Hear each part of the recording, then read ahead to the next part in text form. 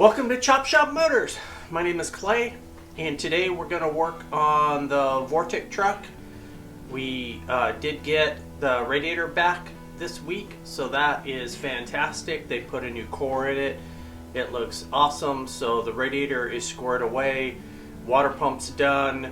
Now next step on the inside is just to continue with the cleaning and bring that engine compartment to kind of the next level so we can bolt all of our kind of pieces that we have on there and kind of see where we're at.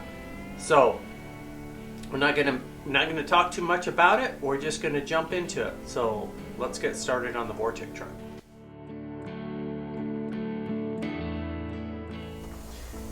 Here we are under the hood of the Vortic truck.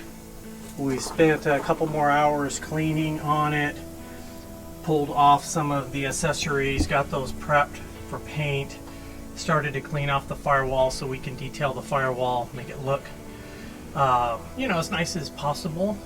This is really preservation more than a restoration, so we want to put it back into tip-top shape, but we're not putting it into we're not pulling it all apart and doing a full-blown paint and all that stuff on it. So we're not dismantling what doesn't need to be dismantled. So right now I'm gonna pull the compression on it before I pull the battery cables off and for detailing the motor. So I want to do a quick compression pull on it and see if we're even. These motors don't make a ton of, they're not big high compression motors, so I'm not expecting tons of compression, but I would like to see it be all even along all six. So that's kind of where we're at, and I'll pull this compression and then get back to cleaning up on it. Alright, well, let's look at the progress on the Vortic truck.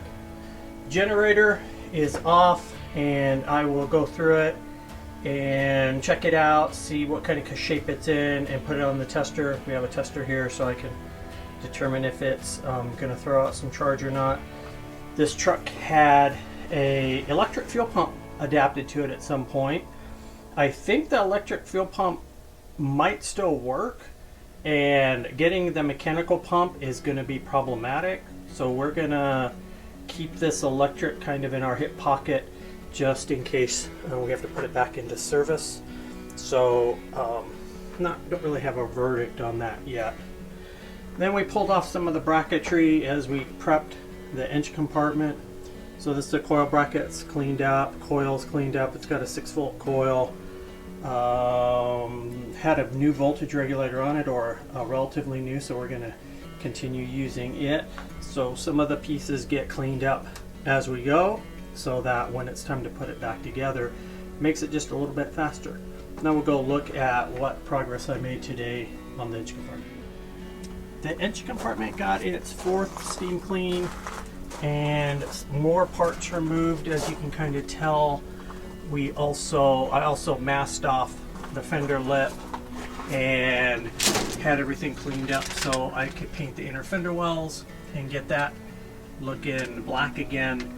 And then after that's basically dry, probably later on this week, I will put mask off the rest of the engine compartment and the firewall, and we'll get the engine painted red, and it's going to look awesome. And then all the stuff starts to go back on it, and before you know it, it looks like a truck again.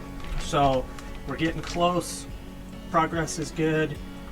It's hours and hours of scraping and cleaning to get all the gunk off of it, but we want it to be pretty clean so that it looks nice.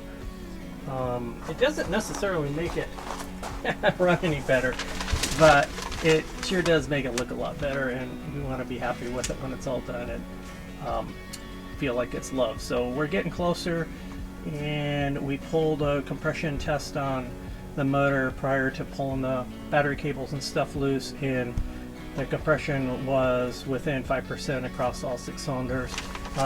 They don't carry a ton of compression, so that's just the way they are. These are pretty low compression, run on almost any kind of fuel motors, but even. And we knew it ran decent before because I had already had it run in and drove it around and moved it around in the yard a little bit. So I wasn't concerned that it had a burnt valve or a dead hole or any of that stuff. So that's the progress on the Vortic truck.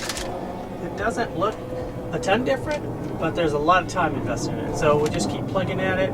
Every time I do a video, it'll look a little bit nicer. And I'm excited to get the motor all buttoned back up and move on to the next phase. I'm Clay for Chop Shop Motors.